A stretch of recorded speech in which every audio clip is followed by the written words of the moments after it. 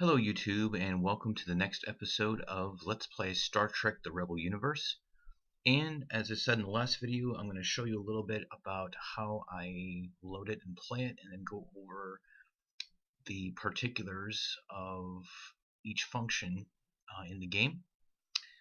And so if you saw my last Let's Play, Let's Play the Third Courier, I actually showed a little bit about using DOSBox. So I basically do something very similar. So what I do then is I will mount the drive.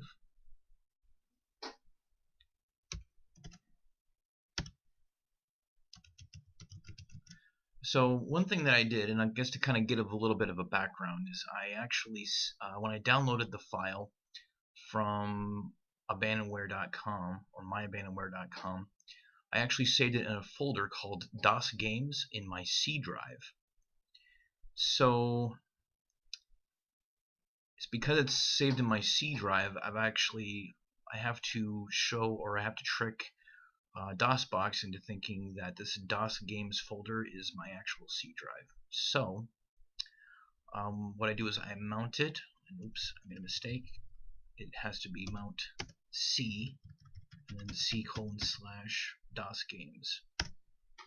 Okay, so now it says it's mounted as a local directory. So now I've mounted that as my C drive in DOSBox, and I changed the directory to my C drive.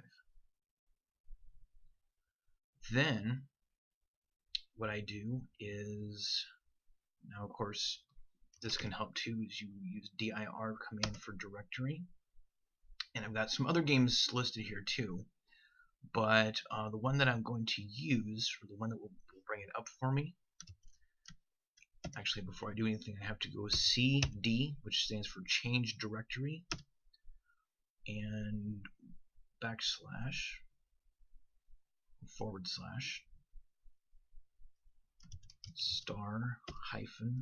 **t tilde 2.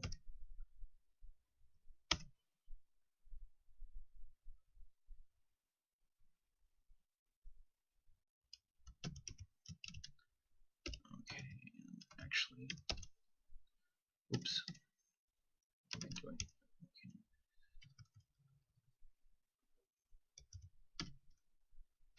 There we go. It was t tilde 1. That was the one I wanted. Okay, so now go back to directory. Then, as I see here, I've got the executable file, Star Trek, and so I'll use that as the command. Okay, so moving right along, and the first thing it asks you is mouse, joystick, or keyboard. Of course, back in the day, people used joysticks. You could buy at Radio Shack or any computer software store or gaming store at that time. I will go ahead and use the mouse in this one, so I will just press the 1 key. It will ask you if I'm sure. Yes, I'm sure. Okay. So here is, and it's a pretty good likeness, like I said. The graphics are pretty passable. So here is the bridge of the original Enterprise from the original series. And as you can see, there is a picture of all of the main crew members of the original Enterprise. Of course, right here sitting in the captain's chair is Captain Kirk. Right next to him is his first officer, Mr. Spock. And on the other side of him is Dr. McCoy. And then back here we've got Chief Engineer Montgomery Scott. And then right here we've got Higru Sulu.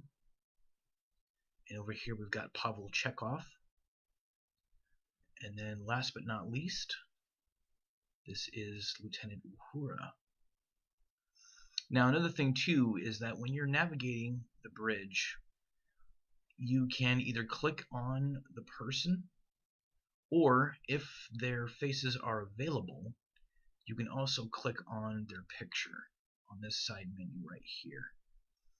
So what I will do, okay, so the first thing, this is we click on Captain Kirk, and this is where your main game functions are carried out.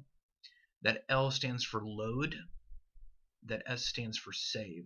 So if you ever want to save a game, you go to Captain Kirk, click on S, and that will give you a directory of saved games. Now in the DOS box, you actually have the ability to save at least that many games, 8 games, and click on E to exit.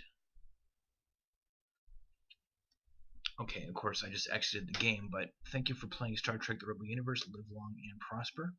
So, I'll get back into it. Star Trek. There we go. Alright. Alright, so going back to Kirk, I can also load a game, and I can load a saved game. So this also gives, as I said in the last video, that this mission or this game, you have 5 years in which to topple the Klingon mutiny plot that's causing all the Federation planets and starships to mutiny against the Federation and defect to the Klingon Empire. So this is the date that it keeps track of. Also, when you destroy enemies, they keep track of how many enemies you've destroyed. And it doesn't really differentiate between whether it's Klingon or Romulan or Rebel starship, Rebel Federation starship. And then also, if you pick up items on planets, this is where you'll find information on what items you have in your inventory when you click under stores. Okay, so the next thing as well is this is Mr. Spock. Mr. Spock is, of course, he'll give you a status report. If you click on the Enterprise, for example, damage control. Right now, our structure, our hull, basically, is at 100%. Energy banks. Now, your energy banks are your phasers and your impulse engines. Which impulse engines are what you use to travel within solar systems. And then the phaser banks themselves. So this is something like, say, for example, if you get into a battle, sometimes the enemy can target your phaser banks. And this is the integrity of your phaser banks. You have to actually go to a repair drone dock to have your phaser banks repaired. So, going back to Spock, and of course the last window that you were at sometimes shows up there. So, but and I'll go ahead and go back to Spock a little bit later on some other things. So the next thing I'll go to is Dr. McCoy. This gives the health of all of the crew members of the Enterprise. Now this is more important when you are actually on away missions, because there are ways and chances that your crew members will become injured while you're on an away mission by doing different things. Although your crew members can't be killed, they can definitely be injured, and while your crew member is injured, your crew member cannot take part in the mission.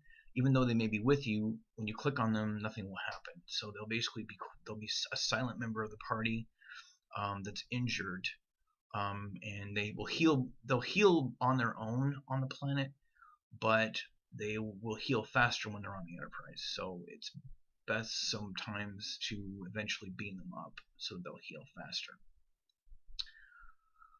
Okay, next is Mr. Scott, and here he keeps track of warp and impulse engines. So the warp engines, this is how much energy you have to warp around the quarantine zone. Now, of course, with every trip you take, it drains your warp energy and drains your dilithium crystals. So what you have to do to replenish these is to go and find a dilithium mining complex in a solar system that's controlled by the Federation. In other words, there are other systems that are controlled by the Klingons, the Romulans, or even independent, but they will not replenish your dilithium crystals. So you have to find one from the Federation. Impulse, in order to replenish your impulse engines, which also are drained, they use a separate energy source from your warp. You have to find what is called an energy refinery to restore your impulse engines. So that's Mr. Scott. And then, and this is the fun part actually, and this is what I'm going to go ahead and do. Actually, before I go into Sulu, I'm going to go into Chekhov. Now, we're not in a battle right now, but Chekhov is the person who would be responsible for battle. So if you are, for example, if you're in a battle, you need to arm your phasers or arm your photon torpedoes. And this is also the screen right here where you would target the enemy and lock onto the enemy so you can fire. And then this is the target computer that gives you the ability to lock on before you can actually start shooting at them. Okay, so next I'm going to go to Sulu. And here is Sulu is in charge of navigation. So here is a map of the quarantine zone. So you can actually stop it spinning by right-clicking on that little button right there. So right here, this is where we are right here, this little blue blip. I don't know if you can see it, it's pretty small. And the way we navigate around the quarantine zone is by clicking on a planet, and it gives the actual coordinates of the planet. Now Dakiak is actually in the middle of the whole quarantine zone, and it also gives you the distance in light years. And that brings me back to Sulu, because Sulu actually has this little thing right here, which will give us warp speed, and you can go up to warp 10. However, if you go above warp, about warp 6, and you do it for too long of a time, Mr. Scott will give you a frantic message stating that, "Aye, Captain, our engines won't take much more. We gotta stop." So basically, he'll tell you that the ship's gonna blow up if you keep up the speed that it is. So you have to very quickly find Mr. Sulu, and then either press the stop button or press a lower warp speed. Okay, and this is not really important yet, but it will be, because we're not in a solar system. But as soon as we enter a solar system, Sulu will help you navigate to each individual planet and go from there. Now, this is where Spock is also very useful, because Spock, once you're in a solar system, and once you click on a planet, it'll be represented by a planet with a little orbit. Is that he'll give you an idea of what it is. So, for example, Dakiak. I guess I'll go back here. He does the same thing for the navigation to actual solar systems for interstellar travel as well. So, for example, Dakiak, Mr. Spock says it's Federation, 3 planets. And then the nearest system to us right now is, well, not the nearest system, but the nearest one in what's called the quarantine zone is Tozax, and that's Klingon. It's a Klingon system. Now, anywhere, here's the thing, you're more likely to be attacked by Rebel Federation starships if you go into Federation systems. However, anywhere you go in the quarantine zone, you can be attacked by Klingons, whether it's this Romulan system. Of course, same thing with the Romulans. If you go to a Romulan system, you're more likely to be attacked by Romulans. So, for navigation, if I click on a planet, for example, then I click, if I want to find something that's closer than this, then I go what's called the regional zone. Now, this is for planets that are in the region of where I am right now. And these are different planets. So, and this is a more localized map. that are of planets that are closer. If you want to go even closer, even higher magnification, then you click on local zone. And these are the ones that are in the local vicinity of our location. So, and that's for navigation. So Mr. Spock will basically, it's a Romulan planet, for example, Romulan solar system, 4 planets. And so we'll explore a little bit about solar systems when we actually travel to a solar system. But the last person I wanted to touch on here is Lieutenant Uhura. If you travel into a solar system, sometimes there are solar systems that have communications beacons or have archive complexes, for example. Uhura will basically receive a message, or you'll receive a message from the communications beacons, and Uhura will be the one that delivers the messages.